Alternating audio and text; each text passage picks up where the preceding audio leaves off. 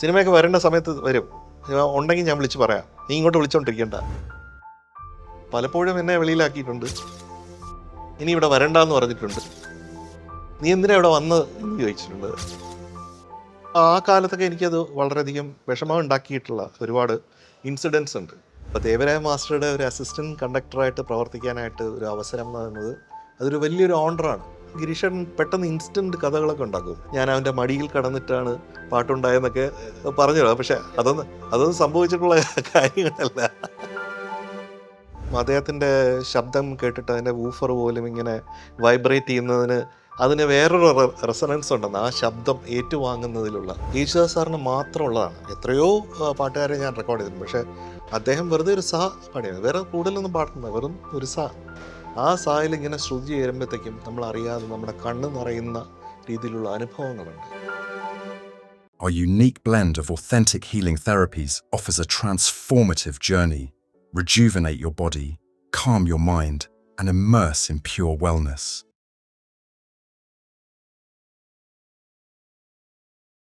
പ്രശസ്ത സംഗീതജ്ഞനും ഗായകനുമായ M ജയന്തനാണ്. Sir നമസ്കാരം. നമസ്കാരം. താങ്കളുടെ ഏറ്റവും പ്രിയപ്പെട്ട ഗായകൻ ആരാണെന്ന് ചോദിച്ചാൽ എല്ലാ കാലത്തും പറഞ്ഞിട്ടുണ്ട് ദാസേട്ടനാണ്, അല്ലേ? ഇപ്പോൾ അദ്ദേഹം നമ്മുടെ നാട്ടിലില്ല എന്നുള്ളൊരു ചെറിയൊരു കുറവ് ഉണ്ട്. അവിടെയൊക്കെ നമ്മളത് അനുഭവിക്കുന്നുണ്ട്. താൻ ദേവരായ മാസ്റ്ററുടെ അസിസ്റ്റൻ്റായിട്ട് ജോലി ചെയ്യുന്ന സമയത്ത് അദ്ദേഹത്തിൻ്റെ അടുക്കൽ നിന്ന് അദ്ദേഹത്തിൻ്റെ ശബ്ദം ആദ്യമായി കേട്ടൊരു സന്ദർഭം തീർച്ചയായിട്ടും താങ്കളുടെ ഓർമ്മയിലുണ്ടാവണം. വയലാർ എഴുതിയതാണ് സുഭഗേ സുഭഗേ നാം ഇരുവരുമീ സുരഭി സരസിൽ വിരിഞ്ഞു എന്നുള്ളത്. അപ്പോൾ ഇത് ഈ ഒരു രചന, ആ ഗാനം ഒരുപാട് വർഷങ്ങളായിട്ട് ദേവരായ മാസ്റ്ററുടെ കയ്യിലുണ്ട്. അപ്പോൾ ആ സിനിമ വന്നപ്പോഴത്തേക്കും എന്നെ പൊന്നുതമ്പുരാൻ എന്നുള്ള സിനിമ വന്നപ്പോൾ ദേവരായ മാസ്റ്ററാണ് സജസ്റ്റ് ചെയ്യുന്നത്, ഇത് ഈ സിനിമയിൽ ഈ സിറ്റുവേഷന് കറക്റ്റായിരിക്കും. അപ്പോൾ അതിന് ഡയറക്ടർക്ക് അത് ഇഷ്ടപ്പെട്ടു. അങ്ങനെയാണ് ആ പാട്ട് റെക്കോർഡ് ചെയ്യുന്നത്. അപ്പോൾ വയലാർ, ദേവരാജൻ, യേശുദാസ് എന്ന് പറയുന്ന ഒരു കൂട്ടായ്മ, ആ ഒരു ത്രിവേണി സംഗമത്തിൽ വന്ന പാട്ടുകളൊക്കെ ലെജൻഡറി ആയിട്ട് ഇന്നും നിൽക്കുന്നു. അങ്ങനെ ഒരു പാട്ട് കണ്ടക്ട് ചെയ്യാനായിട്ടുള്ള ഒരു അവസരം എന്ന് പറയുന്നത് എനിക്ക് തോന്നുന്നത് ഈ ഒരു ജനറേഷനിൽ ആർക്കും തന്നെ ഉണ്ടായിരുന്നു. ആർക്കുണ്ടല്ല. ഒരുപക്ഷെ ജോൺ സേട്ടന് ശേഷം ജോൺ സേട്ടൻ അങ്ങനെ ചെയ്തിട്ടുണ്ടാവാൻ സാധ്യതയുണ്ട്. അതെനിക്ക് അറിഞ്ഞൂടാ അദ്ദേഹം അങ്ങനെ ചെയ്തിട്ടുണ്ടാകും. പക്ഷേ എനിക്കത് ചെയ്യാൻ പറ്റി എന്നുള്ളതാണ്. അവിടെ ദേവരായ മാസ്റ്ററും യേശുദാസ് സാറും ഉണ്ടായിരുന്നു എന്നുള്ളത്. വയലാർ സാർ ഓഫ് കോഴ്സ് ഇല്ലായിരുന്നു. വളരെ നേരത്തെ എഴുതപ്പെട്ടതായിരുന്നു. അതെ, വളരെ നേരത്തെ എഴുതപ്പെട്ടതായിരുന്നു. അത് ഒരു വളരെ സുന്ദരമായിട്ടുള്ള ഒരു പാട്ടാണ്. അപ്പോൾ ഈ സുഭഗേ സുഭഗേ എന്നുള്ളത് വളരെയധികം സൗഭഗത്തോടെ യേശുദാസ് സാർ പാടുന്നത് ഇപ്പോഴും എൻ്റെ ചെവിയിലുണ്ട്.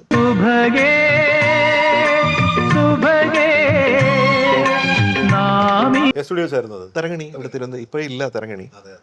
പക്ഷെ അന്ന് ആ തരങ്ങണിയിൽ എങ്ങനെ റെക്കോർഡ് ചെയ്യുക എന്ന് പറയുന്നത് ഒരു വലിയ അഭിമാനമാണ്. തരങ്ങണി സ്റ്റുഡിയോ അത്രയും പാരമ്പര്യം പേർന്ന ചരിത്രം പേർന്ന. മാത്രമല്ല അതിൽ വയലിൻ വായിക്കുന്നത് മോഹൻ സിത്താര അദ്ദേഹമുണ്ട്, പിന്നെ മുരളി സിത്താര അദ്ദേഹമുണ്ട്. ഒരുപാട് ഗ്രേറ്റ് ആർട്ടിസ്റ്റ് ആണ് അതിനകത്ത് വായിച്ചിട്ടുള്ളത്. അന്ന് എൻ്റെ കണ്ടക്ട് ചെയ്യുന്നത് ആദ്യമായിട്ടാണ് അതല്ലേ? അപ്പോൾ മാസ്റ്റർ പറയുന്നുണ്ട്, ഇന്ന് നിൻ്റെ ജോലി എന്താണെന്ന് അറിയാമോ? അപ്പോൾ ഞാൻ പറഞ്ഞു, ഇല്ല മാസ്റ്റർ, നീയാണ് അസിസ്റ്റൻറ്റ് കണ്ടക്ടർ. അപ്പോൾ ദേവരായ മാസ്റ്ററുടെ ഒരു അസിസ്റ്റൻറ്റ് കണ്ടക്ടറായിട്ട് പ്രവർത്തിക്കാനായിട്ട് ഒരു അവസരം എന്ന് പറയുന്നത് അതൊരു വലിയൊരു ഓണറാണ്. വെറുതെ ആരെയും അവിടെ കൊണ്ട് നിർത്തുന്ന ആളല്ല. അപ്പോൾ അതുകൊണ്ട് അത് ഒരിക്കലും മറക്കാനാവാത്ത ഒരു അനുഭവമാണ്. അന്നാണ് ആദ്യമായിട്ടൊരു പക്ഷേ ദാസേട്ടൻ്റെ ശബ്ദം നേരിട്ട് കേൾക്കും, ഹെഡ്ഫോണിൽ കൂടെ കേൾക്കാൻ. ഈ സ്റ്റുഡിയോയിൽ ദാസാറിൻ്റെ ശബ്ദം കേൾക്കുന്നതിനൊരു വലിയ പ്രത്യേകതയാണ്. എനിക്ക് എപ്പോഴും തോന്നും അദ്ദേഹത്തിൻ്റെ ശബ്ദം കേട്ടിട്ട് അതിൻ്റെ വൂഫർ പോലും ഇങ്ങനെ വൈബ്രേറ്റ് ചെയ്യുന്നതിന് അതിന് വേറൊരു റെസണൻസ് ഉണ്ടെന്ന്, ആ ശബ്ദം ഏറ്റുവാങ്ങുന്നതിലുള്ള റെസണൻസ് എന്ന് പറയുന്നത്. അത് യേശുദാസ് സാറിന് മാത്രമുള്ളതാണ്. എത്രയോ പാട്ടുകാരെ ഞാൻ റെക്കോർഡ് ചെയ്തിട്ടുണ്ട്. പക്ഷേ അദ്ദേഹം വെറുതെ ഒരു സാ പാടിയാണ്, വേറെ കൂടുതലൊന്നും പാടുന്നില്ല, വെറും ഒരു സാ. ആ സായിൽ ഇങ്ങനെ ശ്രുതി ചേരുമ്പോഴത്തേക്കും നമ്മൾ അറിയാതെ നമ്മുടെ കണ്ണ് നിറയുന്ന രീതിയിലുള്ള അനുഭവങ്ങളുണ്ട്. ഇപ്പോൾ നമ്മളൊരു പാട്ടിൻ്റെ ഒരു സംഗീതമൊക്കെ ഈണമായിട്ട് വരുമ്പോൾ ദാസേട്ടനെ കൊണ്ടൊന്ന് പാടിച്ചേക്കാം എന്ന് തോന്നുന്ന സന്ദർഭം ഉണ്ടെങ്കിൽ പലരും മിസ്സാവുന്നില്ല അദ്ദേഹത്തിന്. തീർച്ചയായിട്ടും ദാസാറിൻ്റെ ശബ്ദത്തെ വേറൊരു ശബ്ദവുമായിട്ട് നമുക്ക് താരതമ്യം ചെയ്യാനും പറ്റൂല, അതിനെ മാറ്റി വയ്ക്കാനും പറ്റൂല. വേറെ ആരെങ്കിലും അതിന് പ്രത്യേകമാകുന്നുമില്ല ഒരിക്കലും. അപ്പോൾ ഇപ്പോഴത്തെ ലിമിറ്റേഷൻസിൽ അത് സാധിക്കുന്നില്ല എന്നുള്ളത്. കാരണം എനിക്ക് റെക്കോർഡ് ചെയ്യുമ്പോഴത്തേക്കും നേരിട്ട് തന്നെ റെക്കോർഡ് ചെയ്യണമെന്നാണ്. ഇപ്പോൾ സൂമിൽ നമുക്ക് ചെയ്യാം, അദ്ദേഹം അവിടെ നിന്ന് പാടും, അല്ലെങ്കിൽ വേറെ ടെക്നിക്കൽ വഴികളുണ്ട്. പക്ഷേ അത് അല്ല, നമ്മൾ നേരിട്ട് തന്നെ റെക്കോർഡ് ചെയ്യണം എന്നുള്ള ആഗ്രഹമുണ്ട്. അതുകൊണ്ട് പലതും മിസ്സാവുന്നുണ്ടല്ലേ? മിസ്. സത്യം പറഞ്ഞാൽ അതൊരു വല്ലാത്ത നഷ്ടമാണ്. സംഗീതജ്ഞൻ എന്ന നിലയിൽ ജയതിനെ ഒരുപാട് ഇൻഫ്ലുവൻസ് ചെയ്തിട്ടുണ്ട് അദ്ദേഹം. നേരത്തെ പറഞ്ഞു അദ്ദേഹം ഉച്ചരിക്കുന്നൊരു വാക്കിൽ പോലും ആ ഒരു പ്രകമ്പനമുണ്ട് എന്നുള്ളത് പറഞ്ഞു, ആ സാ എന്ന് പറയുന്ന വാക്കിൽ പോലും. പക്ഷേ ഈ മാന്ത്രികത്വമാണ് അദ്ദേഹത്തെ ഒരു ഗന്ധർവ സംഗീതത്തിൻ്റെ ഉടമയാക്കിയത്. അല്ലെ, എങ്ങനെയാണ് അദ്ദേഹം ഒരു വ്യത്യസ്തനായ ഒരു ഗായകനായി മാറുന്നത്? ഏറ്റവും കൂടുതൽ ഞാൻ കണ്ടിട്ടുള്ളത് അദ്ദേഹത്തിന് ഇതിലുള്ള സറണ്ടർ. ഈ സംഗീതം എന്ന് പറയുന്ന ഒരു ആർട്ടാണ്, ആർട്ട് ഫോം ബേസിക്കലി. അത് സിനിമയ്ക്കും അല്ലെങ്കിൽ ക്ലാസിക്കൽ മ്യൂസിക് അല്ലെങ്കിൽ അങ്ങനെയുള്ള നമ്മൾ തരം തിരിവ് കൽപ്പിക്കുമ്പോഴും അതിനൊക്കെ അപ്പുറമാണ് സംഗീതം എന്ന് പറയുന്നത്. അതിൻ്റെ സംഗീതത്തിൻ്റെ ഒരു ഹോൾസംനെസ് ഉണ്ട്. അതിൽ സറണ്ടർ ചെയ്യുന്ന, അതിൽ സബ്മിറ്റ് ചെയ്യുന്ന, സർവവും അതെന്ന് വിചാരിക്കുന്ന ഒരാളെ ഇതുപോലെ ഞാൻ കണ്ടിട്ടില്ല എന്നുള്ളതാണ് ദാസാർ. തടയൂ ജീവിതശൈലി രോഗങ്ങളെ എപ്ലിമോ ജനറ്റിക് പ്രോഗ്രാമിലൂടെ. അപ്പോൾ അതുകൊണ്ട് ഒരു രീതിയിലും അതിനെ ഏതെങ്കിലും രീതിയിൽ പ്രശ്നമാക്കുന്ന ഒരു കാര്യത്തിലും അദ്ദേഹം ഏർപ്പെടുന്നില്ല എന്നുള്ളതാണ്. എന്ന് വെച്ചാൽ ഡിസ്ട്രാക്ഷൻ ഇല്ല എന്നർത്ഥം. കലാകാരന് ഏറ്റവും അധികം പാടില്ലാത്തത് ഡിസ്ട്രാക്ഷനാണെന്ന് ഞാൻ കരുതുന്നു. അപ്പോൾ ഡിസ്ട്രാക്ഷൻസ് ഇല്ലെങ്കിൽ വേറെ പല കലാകാരന്മാരും വലിയ വലിയ ആൾക്കാരായനെ. പക്ഷേ ഡിസ്ട്രാക്റ്റഡ് ആയതുകൊണ്ട് അവർക്ക് അവിടെ എത്തിച്ചേരാൻ പറ്റിയിട്ടില്ല. പക്ഷേ ദാസാർ അവിടെ നിൽക്കുന്നത് തീർച്ചയായിട്ടും അദ്ദേഹത്തിൻ്റെ ആ ഡെഡിക്കേഷനാണ്. ആ ഡെഡിക്കേഷൻ, അതുപോലെ ഡെഡിക്കേറ്റഡ് ആയിട്ടുള്ള ഒരു ആർട്ടിസ്റ്റിനെ ഞാൻ അങ്ങനെ കണ്ടിട്ടില്ല എന്ന് പറയേണ്ടി വരും. ആ രീതിയിലാണ് അദ്ദേഹത്തിൻ്റെ അതിലുള്ള സമർപ്പണം. പിന്നെ ഈ ഗുരുത്വം എന്ന് പറഞ്ഞൊരു കാര്യമുണ്ട്. പല ആൾക്കാരും ഞാൻ ഗുരുത്വം എന്ന് പറയുമ്പോഴത്തേക്കും അവർ പറയുന്നത് ഇതെന്താ സംഭവം, അങ്ങനെ ഒരു സംഭവം ഉണ്ടോ? അങ്ങനെ ഗുരു എന്ന് പറയുന്നത് ഒരു ആധിപത്യമല്ലേ ഗുരുവിന് ശിഷ്യനോട്? അങ്ങനെ ഉണ്ടാവണം, ഒരു ആധിപത്യം ഉണ്ടാവണം. ആ ആധിപത്യത്തിൽ നിന്നാണ് നമുക്ക് സംഗീതത്തിൽ എന്തെങ്കിലും കുറച്ച് കിട്ടുന്നുണ്ടെങ്കിൽ അതിൻ്റെ ബാക്കി മാത്രമാണെന്ന് മനസ്സിലാക്കുന്നിടത്താണ് ഒരു ശിഷ്യൻ വളരുന്നതും. കാരണം ഏറ്റവും വലിയ അറിവെന്ന് പറയുന്നത് അറിവില്ല എന്നുള്ളതാണ്. അത് ഗുരുവാണ് പലപ്പോഴും മനസ്സിലാക്കി തരുന്നത്. നമ്മൾ ഒരുപാട് അറിവുകളുണ്ട് എന്ന് വിചാരിക്കുമ്പോൾ ദേവരാം മാസ്റ്റർ പറയും, നീ എന്ത് ചെയ്തിരിക്കുന്നത്? അപ്പോൾ ഞാൻ ആദ്യത്തെ ഒരു പാട്ട് ദേവരാം മാസ്റ്റർക്ക് കേൾപ്പിക്കുന്നുണ്ട്. ഞാൻ വയലാറിൻ്റെ പുസ്തകത്തിൽ താമരപ്പൂക്കളും ഞാനും ഒന്നിച്ചാണ് താമസിക്കുന്നത് ഈ നാട്ടിൽ എന്നുള്ളത്. അത് പണ്ട് ദേവരാം മാസ്റ്റർ വേറെ ഒരു സിനിമയിൽ ചെയ്തിട്ടുണ്ട്. ഇത് ഞാൻ അറിയുന്നില്ല. അപ്പോൾ ഞാനിത് കണ്ടപ്പോൾ എനിക്കിത് ഇഷ്ടപ്പെട്ട് ഞാനത് ഈണം ചെയ്ത് മാസ്റ്ററെ കേൾപ്പിക്കുന്നുണ്ട്. അപ്പോൾ മാസ്റ്റർ എന്നോട് ചോദിക്കുന്നത്, നിൻ്റെ സങ്കല്പം എന്ത് എന്ന് പറഞ്ഞാൽ എനിക്ക് സങ്കല്പമില്ല എന്നാണ് എൻ്റെ അർത്ഥം. അപ്പോൾ അവിടെ നിന്ന് എൻ്റെ സങ്കല്പങ്ങൾ ഞാൻ ഉണ്ടാക്കണം എന്ന് ഞാൻ തിരിച്ചറിയുന്നു. അതാണ് ഗുരുവും ശിഷ്യനും. ചെമ്പൈ സ്വാമിയെക്കുറിച്ച് അദ്ദേഹം സംസാരിക്കുന്നത്, അതിൽ അദ്ദേഹത്തിന് ഗുരുവിനോടുള്ള സമർപ്പണം, ഇതൊക്കെ അദ്ദേഹത്തിൻ്റെ ഏറ്റവും വലിയ ശക്തിയാണ്. അതുകൊണ്ടാണ് ഏത് പാട്ടും ഏത് രീതിയിലും ഞാൻ കേട്ടിട്ടുള്ളത് ഒരു ദിവസം 13-14 പാട്ടുകൾ വരെ അദ്ദേഹം പാടിയിട്ടുണ്ടെന്നാണ്. അപ്പോൾ അതൊക്കെ മനുഷ്യ സാധ്യമാണോ? ഒരു പാട്ട് പോലും ഒരു മ്യൂസിക് ഡയറക്ടറിനെ ഇഷ്ടപ്പെടുത്തിക്കൊണ്ട് പാടാനായിട്ട് എന്തൊരു ബുദ്ധിമുട്ടാണ്. അപ്പോൾ 13 മ്യൂസിക് കമ്പോസേഴ്സിനെ ഇഷ്ടപ്പെടുത്തിക്കൊണ്ട് പാടുക എന്ന് പറയുന്നത് ചിന്തിക്കാൻ പറ്റാതെ. താങ്കളുടെ ഗുരുക്കൻ്റെ പേര് പറഞ്ഞപ്പോൾ സാധാരണഗതിയിൽ ദേവരാൻ മാസ്റ്ററിനെ കുറിച്ച് ഭയങ്കരമായ ഒരു ടെററാണ് എല്ലാവർക്കും, പേടിയാണ്. അദ്ദേഹത്തിൻ്റെ കീഴിൽ അസിസ്റ്റൻ്റായി വർക്ക് ചെയ്യാൻ കഴിയുക, അദ്ദേഹം തന്നെ നീ ഇന്ന് കമ്പോസ് ചെയ്യാൻ നിനക്ക് ഇന്ന് ചെയ്യണമെന്ന് പറയാനുള്ള സ്വാതന്ത്ര്യം തരിക എന്നൊക്കെ പറഞ്ഞാൽ അദ്ദേഹത്തിൻ്റെ അടുക്കലെത്തിയത് തന്നെ ഒരു കൗതുകമുള്ളൊരു കാര്യമായിരിക്കും. എൻ്റെ കൂട്ടുകാരനുണ്ട് മുഹമ്മദ് ആരിഫ് എന്നാണ്. അദ്ദേഹം കുറേ വർഷം ദുബായിലായിരുന്നു. അദ്ദേഹത്തിൻ്റെ അച്ഛൻ ഉണ്ട്. അദ്ദേഹത്തിൻ്റെ അച്ഛനും ദേവരായ മാസ്റ്ററും കൂട്ടുകാരായിരുന്നു. അദ്ദേഹത്തിൻ്റെ ആരിഫിൻ്റെ അച്ഛനൊരു പത്രം ഒക്കെ ഉണ്ടായിരുന്നു. അപ്പോൾ അതുമായിട്ട് ബന്ധപ്പെട്ട് അപ്പോൾ അങ്ങനെ ഗൗസ് എന്നോ മറ്റോ ആയിരുന്നു അദ്ദേഹത്തിൻ്റെ പേര്. അപ്പോൾ അങ്ങനെ ആരിഫിനെ മാസ്റ്ററെ അറിയാം. അപ്പോൾ ആരിഫ് കുറേ ദിവസമായിട്ട് എൻ്റെ അടുത്ത് പറയുന്നുണ്ട്, ഇടയിൽ നമുക്ക് പോകണം അവിടെ, എന്നിട്ട് മാസ്റ്ററെ കാണണം. അപ്പോൾ എനിക്ക് മാസ്റ്ററെ പറ്റി കേട്ടിട്ടുള്ളത് വെച്ചിട്ട് എനിക്ക് ഭയങ്കര പേടിയാണ്. അപ്പോൾ മാക്സിമം പോകാതിരുന്നു. അത് കഴിഞ്ഞിട്ട് ഒരു ദിവസം ആരിഫ് പറഞ്ഞു, ഇന്ന് നീ എൻ്റെ കൂടെ വന്നേ പറ്റൂ എന്ന് പറഞ്ഞ് നമ്മുടെ ഒരു ബജാജ് സ്കൂട്ടറുണ്ട്, അതിൽ ഞാൻ ഓടിക്കും, ബാക്കിൽ ആരിഫ് കയറിയിരിക്കും. അങ്ങനെ നമ്മൾ കരമനയുള്ള മാസ്റ്ററുടെ വാടക വീട്ടിൽ പോയാണ് ആദ്യമായിട്ട് മാസ്റ്ററെ കാണാം. എന്തായിരുന്നു ആദ്യത്തെ ഒരു അനുഭവം? ആദ്യത്തെ അനുഭവം എന്ന് പറഞ്ഞാൽ ഇങ്ങനെ ഒരാൾ അവിടെ വന്നിട്ടുണ്ട് എന്നുള്ള തോന്നലേ ഇല്ലാതെ ഒരു 3-4 മണിക്കൂർ അദ്ദേഹം ചെയ്തുകൊണ്ടിരുന്ന കാര്യങ്ങൾ ചെയ്തുകൊണ്ടിരിക്കുന്നു എന്നുള്ളതാണ്. അതിനിടയ്ക്ക് ഒരു ചെറിയൊരു നോട്ടമുണ്ട്, ചെറിയൊരു നോട്ടം.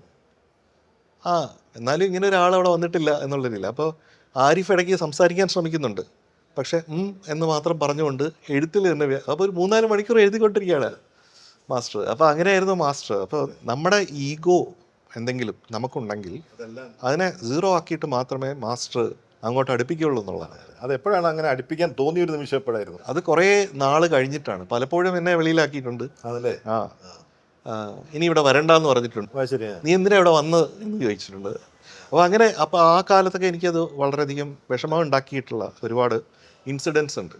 പക്ഷേ ഇതെല്ലാം എന്നെ കൺസ്ട്രക്ട് ചെയ്യുന്നതിൽ മാസ്റ്റർ ഓരോ കല്ല് വെച്ച് ഇങ്ങനെ കൺസ്ട്രക്ട് ചെയ്യുന്ന പോലെയാണ് എനിക്കിപ്പോൾ ഞാൻ കാണുമ്പോഴത്തേക്കും അതിനെപ്പറ്റി എനിക്ക് തോന്നുന്നത്. ഇടയ്ക്ക് എപ്പോഴെങ്കിലും തോന്നിയിട്ടുണ്ടോ ഇതൊന്ന് വേണ്ടായിരുന്നു, വേണ്ടാന്ന് പറഞ്ഞിട്ട് തൊട്ട് പോകാൻ തോന്നിയിട്ടുണ്ടോ? അങ്ങനെ പോയിട്ടുണ്ട്. അതല്ലേ? എന്നിട്ട് ഞാൻ തന്നെ തിരിച്ച് വന്ന് മാസ്റ്ററുടെ കാലിൽ വീണ് നമസ്കരിച്ച്. വഴക്ക് പറയാറുണ്ട് അപ്പം? വഴക്കെന്ന് പറഞ്ഞാൽ ദൈനംദിന പരിപാടിയായിരുന്നു വഴക്ക്. താങ്കളുടെ ഏറ്റവും പ്രിയപ്പെട്ട പാട്ടിനെ കുറിച്ച് ഒരു സമയത്ത് ദാസേട്ടനും ഈ പറഞ്ഞ പോലെ ONV സാറിന്റെ വരികൾക്ക് ദേവരാൻ മാസ്റ്റർ തന്നെയാണ് പറഞ്ഞത്. അരികിൽ നീ ഉണ്ടായിരുന്നെങ്കിൽ എന്ന് ഞാൻ. ഇതിന് സമാനമല്ലെങ്കിലും ONV സാറിന്റെ ഒരു വരികൾക്ക് എനിക്കൊന്ന് കരയിൽ നിന്ന് കടലിലേക്ക് ഒരു ദൂരവും. ഹൃദയത്തിൻ മധുപാത്രം. ഹൃദയത്തിൻ മധുപാത്രം നിറയുന്നു സഖി നീയൻ. പക്ഷെ ആ പാട്ട് കമ്പോസ് ചെയ്തതിന് ശേഷം ആരെങ്കിലും പറഞ്ഞിട്ടുണ്ടോ ദേവരാൻ മാസ്റ്ററെ ഒന്ന് തോന്നിക്കുന്നോ? ആ പാട്ടിന് ദേവരാ മാസ്റ്ററുടെ ശൈലിയുമായിട്ട് ഒരു ബന്ധമുണ്ടെന്നുള്ളത് സംശയമില്ലാത്ത കാര്യമാണ്. പക്ഷെ അത് എന്തുകൊണ്ടെന്ന് വെച്ചാൽ മലയാളത്തിനെ ഇത്രയധികം സ്നേഹിക്കുന്ന വേറെ ഒരാൾ ഉണ്ടായിട്ടുണ്ടോ എന്ന് എനിക്ക് സംശയം. മാസ്റ്റർക്ക് മലയാളം എന്നുള്ള ലാംഗ്വേജിൽ വളരെയധികം കരുത്തുണ്ടായിരുന്നു. ശരിക്കും ഒരു കവിയെ പോലെ തന്നെ അത്ര അധികം കരുത്തുണ്ടായിരുന്നു. അപ്പോൾ പലതും നമുക്ക് നോക്കാം. പഴയ പാട്ടുകളിലൊക്കെ വയലാറിൻ്റെ ഇപ്പോഴും അതിൻ്റെ കൈയെഴുത്ത് കാണുമ്പോഴത്തേക്കും ചില അദ്ദേഹത്തിൻ്റെ കൈയക്ഷരത്തിൽ തന്നെ എഴുതിയിട്ടുള്ളത് അതിൽ മാസ്റ്റർ ഇങ്ങനെ വെട്ടിയിട്ട് അതിന് മേളിൽ ചില വാക്കുകൾ എഴുതിയിട്ടുണ്ട്. അപ്പോൾ അത്തരത്തിൽ വയലാറിനെ പോലും ഒരു രീതിയിൽ അല്ലെങ്കിൽ മറ്റൊരു രീതിയിൽ ഇതല്ല ഇങ്ങനെ വേണം എന്ന് പറഞ്ഞു കൊടുക്കത്തക്ക രീതിയിലുള്ള അറിവ് അദ്ദേഹത്തിന് മലയാളത്തിനെ പറ്റി ഉണ്ടായിരുന്നു എന്നുള്ളതാണ്. അപ്പോൾ ആ ഒരു മലയാളത്തിനോടുള്ള എൻ്റെ ഇഷ്ടം, രണ്ട് പേരാണ് അതിന് ഏറ്റവും അധികം സംഭാവന ചെയ്തതെന്ന് പറയാം. അത് ഒന്ന് ദേവരായ മാസ്റ്ററും ഒന്ന് ഗിരീഷ് പുത്തഞ്ചേരിയാണ്, ഗിരീഷ് ചേട്ടനാണ്. പിന്നെ ഇതിനിടയിൽ പണ്ട് എന്നെ മലയാളം പഠിപ്പിച്ച പരമേശ്വരൻ പിള്ള സാറും ഉണ്ട്. അപ്പോൾ അങ്ങനെ ദേവരായ മാസ്റ്ററുടെ രീതി എന്ന് പറയുമ്പോൾ ഒരു വരി കിട്ടിക്കഴിഞ്ഞാൽ ആ വരിക്ക് ഒരു ബുദ്ധിമുട്ടുമില്ലാത്ത, ആ വരിയിൽ ഓരോ അക്ഷരത്തിന് പോലും സംഗീതത്തിൻ്റെ ധ്വനികൾ കൊടുക്കുന്ന രീതിയിൽ ഉള്ളൊരു ഗ്രാഫ് ആ പാട്ടിൽ അതിൻ്റെ സംഗീതത്തിൽ ഉണ്ടാവുക എന്നുള്ളതാണ്. അപ്പോൾ അത് മാസ്റ്ററുടെ നിന്നാണ് ഞാൻ അത് പഠിച്ചിട്ടുള്ളത്, അനുകരിച്ചിട്ടുള്ളത്. അപ്പോൾ ആ അനുകരണത്തിൽ നിന്ന് പലപ്പോഴും നമ്മൾ അനുകരണത്തിൽ നിന്നാണ് നമ്മുടെ സ്വന്തം ഒറിജിനാലിറ്റിയിലേക്ക് എത്തുന്നത്. തുടക്കത്തിൽ അങ്ങനെ ഒരു ആവശ്യമുണ്ട്, എല്ലാവർക്കും ഒരു ഊന്നുകൂടി ആവശ്യമുണ്ട്. ദാസർ എപ്പോഴും പറയും മുഹമ്മദ് റഫീ സാറിനെ പറ്റി പറയാം അല്ലേ. അപ്പം നമുക്ക് അങ്ങനെ ഒരു ഐഡൽ ഉണ്ടാവും. അതിൽ ചിലപ്പോൾ ആദ്യം അനുകരണമായിരിക്കും, പക്ഷെ പിന്നെ നമ്മൾ നമ്മുടെ സ്വന്തം വരികയാണ്. അപ്പോൾ ആ ഒരു വഴിയിലാണ് ഞാൻ ഹൃദയത്തിൻ മധുപാത്രത്തെ കണ്ടെത്തുന്നത്. അത് എൻ്റെ സംഗീതത്തിൻ്റെ ഹൃദയത്തിൻ മധുപാത്രം തന്നെയാണെന്ന് ഞാൻ വിശ്വസിക്കുന്നുണ്ട്. ആരും അത് ചൂണ്ടിക്കാട്ടിയിട്ടുണ്ടോ എങ്ങനെയെങ്കിലും സാറിന് മാസ്റ്റർ? ഇല്ല, അത് ഏറ്റവും കൂടുതൽ ചൂണ്ടിക്കാട്ടിയിട്ടുള്ളത് ഞാൻ തന്നെയാണ് വിചാരിക്കുന്നത്. അത് തന്നെ ഏറ്റവും വലിയ കാര്യമാണ്. പക്ഷെ അത് കേട്ടിട്ട് ONV സാറിൻ്റെ അഭിപ്രായം എന്തായിരുന്നു? ONV സാറ് വളരെയധികം അത് ഇഷ്ടപ്പെടുകയും അത് വളരെ നന്നായിരിക്കുന്നു എന്ന് പറയുകയും ചെയ്തു. കാരണം ഓരോ അക്ഷരം, ഒരു സ്വരം പഞ്ചമ മധുരസ്വരത്തിനാൽ എന്ന് ഉള്ള ഒരു വരിയുണ്ട്. ഒരു സ്വരം പഞ്ചമ മധുരസ്വരത്തിനാൽ. അപ്പോൾ അത് പഞ്ചമം എന്ന് പറയുമ്പോഴത്തേക്കും ശരിക്കും സ്വരാക്ഷരം തന്നെ, അതായത് പ എന്നുള്ള നോട്ട് തന്നെ ആ പഞ്ചം, ഒരു സ്വരം പഞ്ചമ, ആ പഞ്ചമം എന്നുള്ളത് പ ആണ്. അപ്പോൾ അങ്ങനെ ചെയ്ത കാര്യങ്ങളെ പറ്റിയൊക്കെ ONV സാറ് പറയണ്ടേ. ഹൃദയത്തിൻ എന്ന് പറയുമ്പോഴത്തേക്കും നമ്മുടെ ഉള്ളിൽ നിന്ന് വരുന്നത് ഹൃദയത്തിൻ മധു. അപ്പോൾ ആ ഹൃദയത്തിൽ ഒരു ബേസ് വരും അദ്ദേഹത്തിൻ്റെ ശബ്ദത്തിൽ. അപ്പോൾ അത് ഉള്ളിൻ്റെ നിന്ന് അഗാധമായിട്ട് എവിടുന്നോ വരുന്ന ഒരു ഫീൽ വരും. ONV സാറിൻ്റെയും ജയചന്ദ്രൻ്റെ ഏറ്റവും മനോഹരമായ പാട്ടുകളിലൊന്നുകൂടിയാണ്. അതിനുശേഷം അത് പിന്നെ പ്രണയം, പിന്നെ അതുപോലെ തന്നെ കളിമണ്ണ് തുടങ്ങിയ പടങ്ങളിലൊക്കെ തന്നെ ONV സാറുമായിട്ട് ചെയ്യുന്നു. പക്ഷേ അതിൻ്റെ അവസാന കാലമാണ് അത് ഒരു ഏറ്റവും അവസാനം. എങ്ങനെയായിരുന്നു ONV സാറുമായിട്ടുള്ള സൗഹൃദം? അതിന് ഒരുപാട് അടുത്ത് അറിയാൻ സാധിച്ചിട്ടുണ്ടോ? തീർച്ചയായിട്ടും. പക്ഷെ വേണ്ടിടത്തോളം പറ്റിയിട്ടില്ല എന്നുള്ളത് ഇപ്പോഴും എനിക്കൊരു സങ്കടമായിട്ട് തോന്നുന്നുണ്ട്. അദ്ദേഹമായിട്ട് കുറച്ചും കൂടെ സിനിമകളൊക്കെ വർക്ക് ചെയ്യണമായിരുന്നു.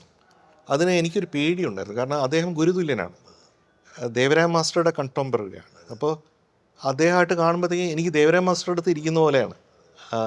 അപ്പോൾ അതിനകത്ത് എപ്പോഴും ഒരു പേടി ഉണ്ടാവും. അപ്പോൾ അദ്ദേഹത്തോട് ഇത് പറയാമോ, ഇത് പറഞ്ഞുകൂടായോ, ഇങ്ങനെ പറഞ്ഞാൽ അദ്ദേഹത്തിന് ഇഷ്ടപ്പെടുമോ, ഇങ്ങനെ പറഞ്ഞാൽ അദ്ദേഹത്തിന് ദേഷ്യം വരുമോ. അങ്ങനെ ഈ പാട്ടിൽ നിന്നുള്ള പ്രണയത്തിലെ പാട്ട്, അപ്പോൾ അത് ആദ്യം ഈണം ഇട്ടിട്ടാണ് പിന്നെ എഴുതുക. അപ്പോൾ ഞാനിട്ട ഈണം ബ്ലസ്സിയേട്ടന് വളരെയധികം ഇഷ്ടപ്പെട്ടതാണ്. പക്ഷേ അത് ഈണത്തിന് എഴുതാൻ പറഞ്ഞാൽ ONV സാറിന് ഇഷ്ടപ്പെടുമോ എന്ന് അറിഞ്ഞിടത്തുകൊണ്ട് ONV സാറിൻ്റെ വൈഫിനെ വിളിച്ചു, അമ്മയെ വിളിച്ചിട്ട് പറഞ്ഞു, അമ്മ ഇങ്ങനെയാണ് കാര്യം, അമ്മ ഒന്ന് പറയാമോ എന്ന് ചോദിച്ചു. അപ്പോൾ അമ്മ പറഞ്ഞു അതിനെന്താ മോനെ ഞാൻ പറയാമല്ലോ എന്ന് പറഞ്ഞു. അങ്ങനെ പറഞ്ഞിട്ടാണ്, അങ്ങനെ അമ്മ വഴി ഓപ്പറേറ്റ് ചെയ്തിട്ടാണ് അതന്ന് സാധിച്ചത്. പക്ഷെ പിന്നെ പല പാട്ടുകളും ഇപ്പോൾ ലാലി ലാലി ആണെങ്കിലും എല്ലാം ഈണത്തിന് എഴുതാനായിട്ട് അദ്ദേഹം സജ്ജമായിരുന്നു, അദ്ദേഹത്തിന് സന്തോഷമായിരുന്നു. നന്നായിട്ട് അത് വരുമ്പോഴത്തേക്കും അദ്ദേഹത്തിൻ്റെ ഉള്ളിൽ നിന്ന് ഒരു ചിരി വരുമായിരുന്നു. അപ്പോൾ ONV സാറ് ചിരിക്കുന്നത് നമുക്ക് വല്ലപ്പോഴും മാത്രമേ കാണാൻ പറ്റുള്ളൂ. അപ്പോൾ അങ്ങനെയുള്ള ചിരികൾ നമ്മുടെ കമ്പോസിങ് സെഷൻസിന് ഇടയിൽ ഉണ്ടായിട്ടുണ്ട്. അതിന് ബ്ലസ്സിയേട്ടനും ഒരു വലിയ കാരണമാണ്. ഏറ്റവും അവസാനം ONV സാറിൻ്റെ ഹംസഗീതം, ഏറ്റവും അവസാനത്തെ ഒരു പാട്ടും കാമ്പോജി എന്നുള്ള ഇതിന് വേണ്ടിയിട്ട്, സിനിമയ്ക്ക് വേണ്ടിയിട്ട് വിനോദ് മങ്കരയുടെ അതിൽ ശ്രുതി ചേരുമോ എന്ന് പറഞ്ഞ പാട്ടാണ് അദ്ദേഹം അവസാനമായിട്ട് എഴുതിയത്. ശ്രുതി ചേരുമോ എൻ്റെ ഇടയ്ക്കതന്നാദത്തെ. അപ്പോൾ അതും അങ്ങനെ ഒരു നിയോഗം ഉണ്ടായി. പറഞ്ഞ പോലെ ഒരുപാട് ഗുരുക്കന്മാരുടെ ഒരു കൃപയുണ്ടായിട്ടുണ്ട്. പറഞ്ഞാൽ തുടക്കത്തിൽ പിന്നെ ആറ്റിങ്ങൽ ഹരിഹരയ്യർ, പിന്നീട് പെരുമ്പാവൂർ ജി രവീന്ദ്രനാഥും, പിന്നീട് പിന്നെ നെയ്യാറ്റിങ്കര മോഹനേന്ദ്രൻ സാറും. പക്ഷേ ഇവരൊക്കെ ആണെങ്കിലും ഇവരുടെയൊക്കെ ഒരു വലിയ ഒരു എന്താണ് ശിശുത്വം സ്വീകരിച്ചിട്ടുണ്ടെങ്കിൽ കൂടി എനിക്ക് തോന്നുന്നു അന്നത്തെ ഒരു കൊയറിനെ കുറിച്ച് കേട്ടിട്ടുണ്ട്, യൂത്ത് കൊയർ എന്ന് പറഞ്ഞിട്ട്, NBS തങ്ങളുടെ ഏറ്റവും പ്രചോദനമായ മറ്റൊരു ഗുരുക്കനാണെന്ന് പറഞ്ഞിട്ടുണ്ട്. ആ യൂത്ത് കൊയർ എങ്ങനെയാണ് ഒരു ഗായകനെ മെച്ചപ്പെടുന്നതിൽ, ഒരു സംഗീത സംവിധാനം ഉണ്ടാക്കുന്നതിൽ എന്തെങ്കിലും? ആദ്യമായിട്ട് അത് യൂണിവേഴ്സിറ്റി യൂത്ത് കൊയറിനെ പറ്റി പറയണം. അതാണ് ആദ്യം തുടങ്ങിയത്. അത് MBS സാറാണ് അതിന് നേതൃത്വം നൽകിയിരുന്നത്. അങ്ങനെയാണ് MBS സാറിനെ ആദ്യമായിട്ട് കാണുന്നത്. അപ്പോൾ ഈ കോമ്പോസിഷൻ എന്ന് പറയുന്ന ഒരു എൻറ്റിറ്റി അതുവരെ ഞാൻ ചിന്തിച്ചിട്ടില്ലാത്ത, ഞാൻ ഫസ്റ്റ് പ്രീ ഡിഗ്രി പഠിക്കുകയാണ്. അപ്പോൾ ചില പാട്ടുകളൊക്കെ ഇങ്ങനെ കവിതകളൊക്കെ എടുത്ത് ഇതുപോലെ വയലാറിൻ്റെ കവിതകളൊക്കെ എടുത്ത് ചെയ്തിട്ടുണ്ടെങ്കിലും കൂടുതൽ അതിനെപ്പറ്റി ചിന്തിക്കാത്ത ഒരു സമയത്ത്, ഒരു ഗായകനായിട്ട് മാത്രം ഒതുങ്ങിക്കൂടുന്ന സമയത്ത് ആണ് ഈ കോമ്പോസിഷനെ പറ്റിയുള്ള പുതിയൊരു ജേണി. അത് ഒരു പറക്കലാണ്, ഒരു ഫീനിക്സ് പക്ഷിയെ പോലെ ഇങ്ങനെ വീണ്ടും ഉയർത്തെഴുന്നേൽക്കുകയാണ്. ഒരു ഉള്ളിലുള്ള ഒരു സർഗബോധം എന്നുള്ള രീതിയിലാണ് എനിക്ക് തോന്നിയത്. അപ്പം അത് എന്നെ വളരെയധികം, അത് എനിക്ക് ഒരു വലിയ മാജിക്കായിട്ട് തോന്നി MBS സാറ് ചെയ്യുന്നത്. അപ്പോൾ ആ കൊയറിൽ ഇങ്ങനെ പല ഗ്രൂപ്പുകളായിട്ട് ഡിവൈഡ് ചെയ്യും, ടെനർ, ഹൈ ടെനർ എന്നൊക്കെ പറഞ്ഞ്, ഇങ്ങനെ ബേസ് എന്നൊക്കെ പറഞ്ഞ് ഡിവൈഡ് ചെയ്ത് വെസ്റ്റേൺ കോറൽ മ്യൂസിക്കിലുള്ളതുപോലെ സാറ് കൊണ്ടുവന്ന ഒരു ഇന്ത്യൻ കോറൽ മ്യൂസിക് സിസ്റ്റം എന്ന് പറയാം. അപ്പോൾ ആ രീതിയിൽ അതിൽ എല്ലാവരും കൂടെ പാടുക, അതെല്ലാം ഒരു ശബ്ദമായിട്ട് വെളിയിൽ വരിക, ഇതൊക്കെ അത്ഭുതമായിട്ട് തോന്നി. ഇപ്പോൾ സാറിൻ്റെ കുറേ ധ്വനികൾ, സാറിൻ്റെ വളരെ അർത്ഥപൂർണമായിട്ടുള്ള കുറേ ധ്വനികൾ എനിക്ക് മനസ്സിലാക്കാൻ പറ്റി അവിടെ. അപ്പോൾ അങ്ങനെയാണ് ഞാൻ കോമ്പോസിഷനിലേക്ക് തന്നെ ഞാൻ വരണമെന്ന് ഞാൻ ആഗ്രഹിക്കാൻ തുടങ്ങിയത് ആദ്യമായിട്ട്. അപ്പോൾ അത് MBS സാറാണ്. അപ്പോൾ MBS സാറ് 1988 അദ്ദേഹം മരണപ്പെടുകയും അതിനുശേഷം അദ്ദേഹത്തിൻ്റെ പ്രിയ സുഹൃത്തായിരുന്നു ശർമാജി. അപ്പോൾ ശർമാജിയാണ് ഈ MBS യൂത്ത് കൊയർ തുടങ്ങാനായിട്ടുള്ള ഒരു ഏറ്റവും വലിയ പ്രചോദനം എന്ന് പറയുന്നത്. അപ്പോൾ ശർമാജി എന്നെ കണ്ടപ്പോഴത്തേക്കും എന്തോ ശർമാജിക്ക് എൻ്റെ ടാലൻറ്റിനെ പറ്റി പ്രത്യേകം ഒരു സ്പെഷ്യൽ എന്തോ ഉണ്ടെന്ന് അദ്ദേഹത്തിന് തോന്നി. അപ്പോൾ അദ്ദേഹം എന്നെ കണ്ടക്ട് ചെയ്യാനായിട്ട്, ആ കൊയർ കണ്ടക്ട് ചെയ്യാനായിട്ട് എന്നെ ഏൽപ്പിച്ചു. അപ്പോൾ അവിടെ ഞാൻ തന്നെ സ്വന്തമായിട്ട് MBS സാറ് പഠിപ്പിച്ച പാട്ടുകൾ പഠിപ്പിക്കുകയും അതേസമയം ഞാൻ തന്നെ കുറച്ച് പുതിയ ഗാനങ്ങളെടുത്ത് അതിന് കോറൽ രൂപം നൽകി എക്സ്പെരിമെൻ്റ് ചെയ്യാനായിട്ടുള്ള ഒരു വലിയൊരു അവസരം ഉണ്ടായിരുന്നു. അതാണ് ശരിക്കും എനിക്ക് വലിയൊരു ശക്തിയായത്. അപ്പോൾ അതിന് എന്നും ഞാൻ ശർമാജിക്ക് കടപ്പെട്ടിരുന്നു. ഏറ്റവും അധികം എനിക്ക് അത്രയധികം സ്നേഹം തന്ന ഒരാളാണ്. അപ്പോൾ എനിക്കെപ്പോഴും അദ്ദേഹം ഗുരുതുല്യനാണ് ആ രീതിയിൽ. നോക്കൂ, ഓരോ ഘട്ടങ്ങളിലും ജയചന്ദ്രൻ്റെ ജീവിതത്തിലേക്ക് ഓരോ ഗുരുക്കന്മാർ കടന്നു വരികയാണ്. ഓരോ അനുഗ്രഹം തന്നവരെല്ലാം ഇങ്ങനെ മറഞ്ഞുകൊണ്ടിരിക്കുന്നു, അല്ലേ? ആ ഇടത്തേക്കാണ് നമ്മുടെ ഗിരീഷ് പുത്തഞ്ചേരിയും വരുന്നത്. നേരത്തെ പറഞ്ഞു, മലയാള ഭാഷ ഇത്രയും ഗംഭീരമായി ഉപയോഗിക്കുന്ന ഒരു എഴുത്തുകാരൻ, ഒരു കവിയെന്ന് പറയാനാണ് എനിക്ക് ഭയങ്കര ഇഷ്ടം. എപ്പോഴും എനിക്കും ഒരുപാട് സൗഹൃദമുള്ള ഒരാളായിരുന്നു അദ്ദേഹം. ഈ പറഞ്ഞ പോലെ താങ്കളുടെ ആദ്യത്തെ പടം ചന്ത, സുനിലിൻ്റെ പടം, അതിലാണ് ആദ്യമായിട്ട് മ്യൂസിക് കമ്പോസ് ചെയ്യുന്നത്, അല്ലേ? അതുവരെ പെരുമ്പാവൂർ രവീന്ദ്രനാഥ് സാറിൻ്റെ അസിസ്റ്റൻ്റായിട്ടും വർക്ക് ചെയ്യുന്നുണ്ടായിരുന്നു. അപ്പോൾ സുനിലിൻ്റെ അടുത്തേക്ക് കുട്ടനെ, അദ്ദേഹത്തിന് കുട്ടനാണല്ലോ താങ്കൾ, പരിചയപ്പെടുത്തുന്നത് ഗിരീഷ് പുത്തഞ്ചേരിയാണെന്ന് കേട്ടിട്ടുണ്ട്. പിന്നീട് രജപുത്ര എന്ന് പറയുന്ന രാജുൻ കാര്യലിൻ്റെ പടത്തിലേക്കും റെക്കമെൻഡ് ചെയ്തത് ഗിരീഷ് ചേട്ടൻ എന്ന് പറഞ്ഞു. എങ്ങനെയാണ് ആ ഒരു, അത് സത്യമാണോ? തീർച്ചയായിട്ടും 100%. അല്ലെങ്കിൽ ഞാൻ സംഗീത സംവിധാനം ആവില്ല. തീർച്ചയായിട്ടും. പ്രത്യേകിച്ച് മാലഞ്ചേരി തമ്പ്രാക്കൾ എന്നുള്ള സിനിമ ഉണ്ടായിരുന്നു സുനിലേട്ടൻ്റെ. അപ്പോൾ അതിൽ ഞാൻ പെരുമ്പാവൂർ സാറിൻ്റെ അസിസ്റ്റൻ്റായിട്ട് പ്രവർത്തിക്കുകയാണ്. അപ്പോൾ അതിൻ്റെ റെക്കോർഡിങ്ങിനിടയിലാണ് ഗിരീഷേട്ടൻ പറയുന്നത്, സുനിലേട്ടനോട് പറയുന്നത്, നിൻ്റെ അടുത്ത സിനിമ ഇവൻ ചെയ്യും എന്നാണ് പറയുക. അങ്ങനെ പറയുള്ളൂ. അപ്പോൾ എൻ്റെ ഗുരുനാഥൻ ചെയ്യാണ്. അപ്പോൾ ഞാൻ പറഞ്ഞു, അതല്ല, പെരുമ്പാവൂർ സാറ് ചെയ്തുകൊണ്ടിരിക്കുന്ന അതിനിടയിൽ എനിക്ക് അപ്പോൾ കോൺഫിഡൻസും ഇല്ല ഇതൊന്നും ചെയ്യാനായിട്ട്. അപ്പോൾ ഗിരീഷേട്ടൻ പറയാണ് അദ്ദേഹത്തിൻ്റെ അനുഗ്രഹം കൊണ്ട് നീ ചെയ്യും എന്ന് പറയുന്നത്. അപ്പോൾ അതിപ്പോൾ എന്നെ വായടപ്പിക്കുന്ന ഒരു കാര്യമായിരുന്നു, എനിക്കൊന്നും പറയാൻ പറ്റാതെ. അപ്പോൾ ഉടനെ സുനിലേട്ടൻ അവിടെയും ഇവിടെയും തൊടാണ്ട് സുനിലേട്ടൻ പറഞ്ഞു അതിനെന്താ ആലോചിക്കാം എന്ന് പറഞ്ഞു. അപ്പോൾ അതിനുശേഷം മാസങ്ങൾ കഴിഞ്ഞപ്പോഴത്തേക്കും എൻ്റെ ഉള്ളിൽ ഇങ്ങനെ ആഗ്രഹം ഇങ്ങനെ ഉള്ളിൽ നല്ല സോളിഡിഫൈ ചെയ്യാൻ തുടങ്ങി. അപ്പോൾ ഞാൻ ഗിരീഷേട്ടനെ ഇടയ്ക്ക് വിളിക്കും, ഗിരീഷേട്ടന് ചേട്ടാ എന്താടാ ചേട്ടാ ആ സിനിമയുടെ കാര്യം, സിനിമയൊക്കെ വരേണ്ട സമയത്ത് വരും, ഉണ്ടെങ്കിൽ ഞാൻ വിളിച്ച് പറയാം, നീ ഇങ്ങോട്ട് വിളിച്ചോണ്ടിരിക്കണ്ട എന്ന് പറയുന്നത് ഞാൻ കേട്ടിട്ടുണ്ട്. അപ്പോൾ അതിനുശേഷമാണ് നമ്മൾ കോഴിക്കോട്, ഇപ്പോഴും എനിക്ക് ഓർമ്മയുണ്ട്, ജയ ലോഡ്ജുണ്ട്, അവിടെ ഒരു റൂമിലായിരുന്നു, നല്ല ചൂടുള്ള ഒരു സമയമായിരുന്നു. അപ്പോൾ അവിടെ ഒരു 10-12 ദിവസം അവിടെ താമസിച്ചിട്ടാണ് അതിൻ്റെ 2 പാട്ടുകൾ എത്തീമിൻ സുൽത്താൻ വന്നേ എന്ന് പറഞ്ഞ പാട്ടൊക്കെ ചെയ്തത് ഓർമ്മയുണ്ട്. അതിനുശേഷം രജപുത്രയിലും അദ്ദേഹത്തിന്റെ ശുപാർശ ഉണ്ടായിരുന്നു അല്ലേ? രജപുത്രൻ ശരിക്ക് അദ്ദേഹത്തിൻ്റെ ശുപാർശയല്ല. എൻ്റെ അമ്മയ്ക്ക് അതിൻ്റെ പ്രൊഡ്യൂസർ ദിനേശ് പണിക്കർ സാറുമായിട്ട് നല്ല സൗഹൃദമായിരുന്നു. ഇപ്പോൾ ദിനേശ് ചേട്ടൻ തന്ന ഒരു അവസരമാണത്. എല്ലായ്പ്പോഴും നമ്മൾ ഗിരീഷിനെ ഭയങ്കര വാഴ്ത്തപ്പെടുമ്പോഴും അദ്ദേഹത്തിൻ്റെ കവിത്വത്തെക്കുറിച്ചൊക്കെ പറയുമ്പോഴും അല്പം ദേഷ്യവും ഒരു കലാപകാരി എന്നൊക്കെ അറിയപ്പെടുന്ന ഒരാളാണ് അദ്ദേഹം. അദ്ദേഹത്തിൻ്റെ കലാപം അല്ലെങ്കിൽ അദ്ദേഹത്തിൻ്റെ ദേഷ്യത്തിനൊക്കെ പലപ്പോഴും അടിമപ്പെട്ടിട്ടുണ്ടോ? നമ്മുടെ തമ്മിലുള്ള ഒരു ബന്ധം എന്ന് പറയുന്നത് വേണമെങ്കിൽ ഒരു കലാപത്തിൻ്റെ ഉദ്യാനം എന്ന് പറയാം. ഉദ്യാനം എന്ന് പറഞ്ഞാൽ അതിൻ്റെ ഗാർഡൻ എന്ന് പറയാനുള്ള കാരണം എന്ന് വെച്ചാൽ ആ കലാപത്തിലൂടെയാണ് ഈ സ്നേഹം ഉണ്ടായിട്ടുള്ളത്. പല കലാപങ്ങളും ദേഷ്യങ്ങളും പല വാക്കുകളും അങ്ങോട്ടും ഇങ്ങോട്ടും ഉപയോഗിക്കാൻ പാടില്ലാത്ത പല വാക്കുകളും അങ്ങോട്ടും ഇങ്ങോട്ടും ഉപയോഗിച്ചിട്ടുണ്ട്. അപ്പോൾ ചേട്ടനും അനിയനും ആയതുകൊണ്ട് ഒരു വീട്ടിലാകുമ്പോൾ ചേട്ടനും അനിയനും ആണെങ്കിൽ അങ്ങോട്ടും ഇങ്ങോട്ടും പലതും പറയുമല്ലോ, പക്ഷെ അതിൽ നിന്ന് ധ്വനിക്കുന്നത് സ്നേഹമാണ് എന്നുള്ളത് ഒരു സത്യമുണ്ട്. ശരിക്കും ആ പൂന്തോട്ടം എന്ന് പറഞ്ഞാൽ നല്ല അലങ്കാര ഭംഗിയുണ്ട് കേട്ടോ. ശരിക്കും വഴക്കിനിടയിൽ തന്നെയും നല്ല നല്ല പൂക്കളാണ് ഞങ്ങൾക്ക് തന്നത് അല്ലേ? ആ വസന്തം തന്നു. ചില ദിവസങ്ങളിലൊക്കെ എനിക്ക് തോന്നുന്ന ദിവസങ്ങളോളം ഗിരീഷേട്ടൻ വേറൊരു ട്രിപ്പിലായിരിക്കും. ഗിരീഷേട്ടൻ ഈ പാട്ടിലേ ഉണ്ടാവില്ല, ഞാനാണെങ്കിൽ മൊത്തം ഈ പാട്ടിലാണ്. ഒന്ന് അതിലോട്ട് എത്തിക്കഴിഞ്ഞാൽ പിന്നെ അതിൽ നിന്ന് മാറാനായിട്ട് എനിക്ക് പറ്റില്ല. അപ്പം ഞാൻ ചിലപ്പോൾ വീട്ടിൽ പോലും സംസാരിക്കാതെ ഈ പാട്ടെന്നാണ് ഇരിക്കുക. അപ്പോൾ ഗിരീഷേട്ടൻ നിന്നെ പാട്ട് കൊണ്ടുപോടാ എന്ന് പറയുന്നൊരു രീതിയുണ്ട്. അപ്പോൾ അങ്ങനെ പലപ്പോഴും ഞാൻ ആ റൂമിൽ നിന്ന് ഇറങ്ങിപ്പോവുകയും ഗിരീഷേട്ടാ ഇനി പറ്റത്തില്ല എന്ന് പറയുകയും ചെയ്യും. അപ്പോൾ കുറച്ച് നേരം കഴിയുമ്പോഴത്തേക്കും വാടാ ഇരിക്കടാ, എന്താ നിന്നെ ട്യൂൺ കേൾക്കട്ടെ എന്ന് പറഞ്ഞിട്ട് ഒരു 5-10 മിനിറ്റിൽ ഈ പാട്ടിൻ്റെ പണി അങ്ങ് കഴിയും. പക്ഷെ ഇതിനു വേണ്ടി ഒരു 4-5 ദിവസത്തെ കലാപം പലപ്പോഴും ഉണ്ടാകും.